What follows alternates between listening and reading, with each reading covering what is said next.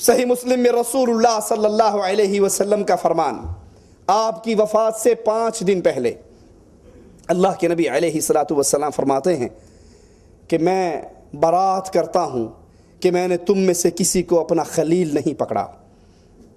خلیل محبت کا آخری درجہ ہے، محبت کے بعد پھر خلیل کا مقام ہے۔ کیوں نہیں پکڑا؟ کیونکہ اللہ نے مجھے اپنا خلیل بنایا ہے۔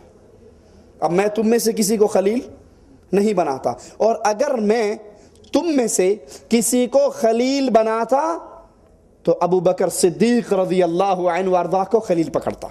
یہ دلیل ہے ان رافضیوں کے خلاف جو ابو بکر رضی اللہ عنہ وارضاہ کی تکفیر کرتے ہیں، ان پر تبرہ کرتے ہیں، ان کے بارے میں غلط عقیدے رکھتے ہیں کہ امت کے اندر رسول اللہ صلی اللہ علیہ وسلم کی امت میں نبی کے بعد سب سے افضل ترین ہستی ابو بکر کی ہستی ہے۔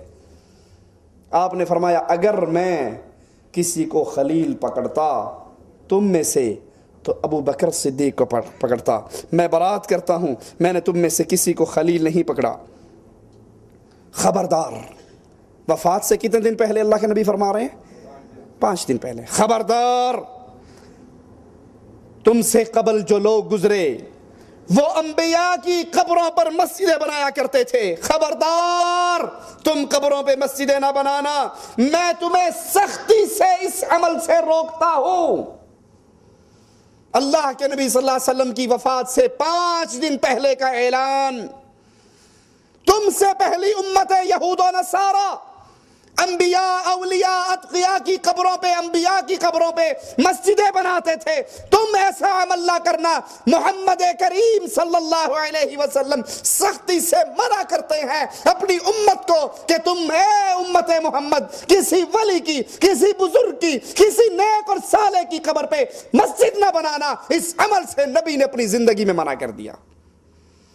لیکن افسوس، ہمارا معاشرہ شرک کی اس دلدل میں گرتا جا رہا ہے۔ ادھر پیر مرتا ہے، بابا مرتا ہے۔ یہود و نصارہ تو انبیاء کی قبروں پہ بناتے تھے، یہ نقطہ بھی یاد رکھنا۔ یہود و نصارہ کس کی قبر پہ بناتے تھے؟ انبیاء کی۔ اور ہم کس کی قبر پہ بناتے ہیں؟ کوڑے شاہ، کوڑے شاہ، کاما والی سرکار، تیتر شاہ، بٹیر شاہ، پیر اٹ شاہ، پیر لسوڑی شاہ، پیر پھسوڑی شاہ، پیر دڑکی والی سرکار۔ دڑکی سمجھتے ہو نا؟ وہ اکثر اخبار میں آتا ہے پولیس نے دڑکی لگا کے مروایا، پہلے دڑکی لگوائی، پیچھے سے فیر مار دیا۔ میرے گاؤں میں عبدالحکیم سے باہر نکلو تو وہاں پر دربار ہے پیر دڑکی شاہ۔ میں نے کہا اس کو کس نے دڑکی لگا کے مارا تھا؟ یہود و نصارہ تو پھر انبیاء کو پوجتے تھے اور انبیاء کی قبروں پہ مسجدیں بناتے تھے۔ یہ قوم ایسے شرک میں گری، لاہور میں گھوڑے شاہ کا دربار ہے، ایبٹ آباد میں کھوتے شاہ کا دربار ہے، کہیں طوطے شاہ کا دربار ہے، کہیں لسوڑی شاہ کا ہے، کہیں پھسوڑی شاہ کا ہے، کہیں دڑکی سرکار ہے، کہیں پیر چوپ شاہ ہے، کہیں پیر اٹ شاہ ہے۔ بس شاہ کی پوچھل ساتھ ہونی چاہیے، آگے جو مرضی لگا دو۔ رسول اللہ صلی اللہ علیہ وسلم فرماتے ہیں میں تمہیں سختی سے اس کام سے منع کرتا ہوں۔ اور دوسری بات اس حدیث سے جو اللہ کے نبی کے فرمان سے ثابت ہوتی ہے، آپ نے قبروں پر مسجدیں بنانے کا عمل مشرکین کا عمل قرار دیا۔ قبروں پہ مسجدیں بنانے والے کون ہیں؟ اللہ کے نبی کے فتوے کے مطابق، اللہ کے نبی کے حکم کے مطابق، اللہ کے نبی کے فرمان کے مطابق، اللہ کے نبی کی حدیث کے مطابق یہ عمل کرنے والے مشرکین ہیں۔ اور دوسری بات، ایسے لوگوں پر رسول اللہ صلی اللہ علیہ وسلم کی مبارک زبان سے لعنت برستی ہے۔